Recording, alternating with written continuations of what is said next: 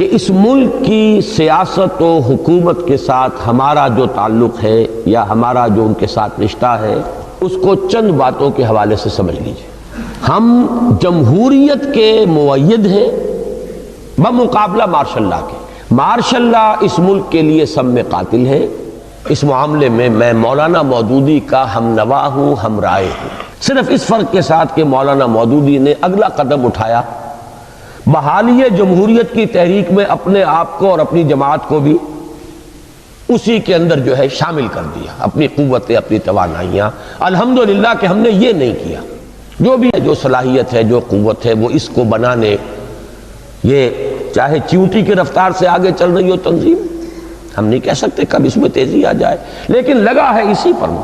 ہم نے اپنے آپ کو بحالی جمہوریت کی تحریک میں خود شامل نہیں کیا ہے۔ دوسری بات یہ کہ ایک جمہوریت آئیڈیل یا اسلامی جو میں اپنے ذہن میں رکھوں گا تو میرے اپنے ذہن کی جنت ہے، اس وقت وہ نہیں ہو سکتی۔ جمہوریت جو بھی آئے گی، جیسے جمہور ہے وہی جمہوریت چلے گی، اور جو دستور ہے اسی کی دستوریت اس وقت نافذ ہوگی۔ دستور میں تبدیلی کرانی ہے تو انقلابی عمل ہے، کیجئے، اللہ کرے ہمیں ہمت حاصل ہو جائے، لیکن جب تک نہیں ہوتا تو جو دستور ہے وہی دستور چلے گا، جو جمہوریت ہے وہی جمہوریت چلے گی۔ مزاج قوم کا سیکولر ہے، وہی سیکولر جمہوریت چلے گی۔ اس کے آلٹرنیٹو کی حیثیت سے صرف مارشل لا ہے، وہ مارشل لا ہمیں قبول نہیں۔ تیسری بات، اس عرصے میں کسی سینسٹیو مذہبی ایشو پر غیر منظم اور غیر تربیت یافتہ عوام کو سڑکوں پر لانا، نہ ان کی خیر خواہی ہے، نہ ملک کی، نہ دین کی۔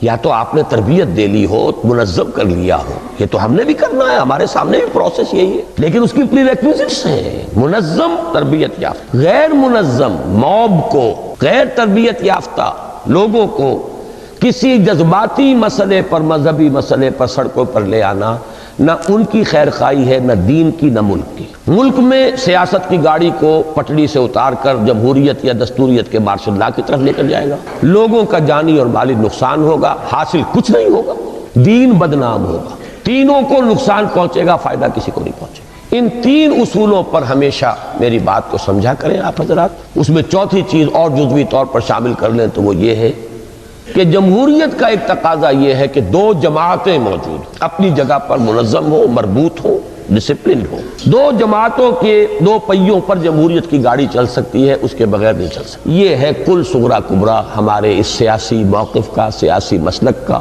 اس کے حوالے سے بات ہوتی ہے، اس کے حوالے ہی سے غور کیا کیجئے، سوچا کیجئے۔ انشاءاللہ تعالی اگر یہ چیزیں چار آپ کے سامنے رہیں گی تو کبھی کوئی خلجان نہیں ہوگا۔